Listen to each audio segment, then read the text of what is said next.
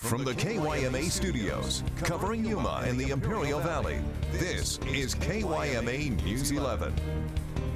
Welcome back. Borstar is responsible for the health and welfare of agents, illegal immigrants crossing the border, and people in our community. News 11's Molly Lange went behind the scenes to give a voice to a member of the Borstar team that you may not think of at first, and she joins us live in studio with the story. Hey, Molly. Hey, Renee. Canines play a critical role in the Border Patrol search, trauma, and rescue team. Not only do they protect our borders, but they can also help find missing people. Good job. Good girl. Dogs are considered man's best friend. But with the Border Patrol Search, Trauma, and Rescue Unit, dogs are also well-respected colleagues. And these canines can mean the difference between life or death for a lost person. Borstar gave News 11 exclusive access to a simulation of a real-life scenario. Lost subject that had taken his ATV out for a ride. His ATV had engine trouble. He hiked on foot up the side of a mountain to get cell phone signal. When he called his wife, his cell phone died.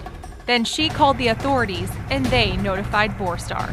So what might show up right now, clearly to you and I, could in a mile or two disappear into the rocks or up on the side of one of these mountains. And if that's the case, you need a canine because what we can't see, they can smell. We found a broken down ATV. We can use a canine. The canine and his handler are one unit, working together to locate a lost subject. So they called in, they relayed the GPS coordinates. .330 by 114.21.489. Canine handler showed up with his dog and deployed his dog on the scent that was left by the missing subject. Borstar uses many elements when conducting a search, but watching the dog's body language gives them telltale signs. So I have to trust the dog's capabilities to follow that sign. I mean, there's really not a lot that I can do in this type of terrain.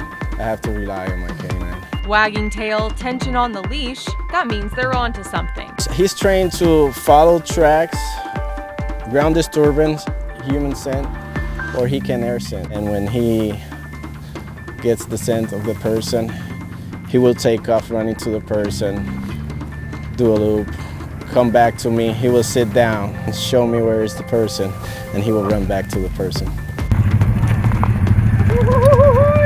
Canines are trained to find people, and sometimes that means human remains. We'll initially imprint the canine on 4 different odors: blood, bone, tissue, and decomposition fluids. Whether the canine is locating a person dead or alive, the alerts are the same.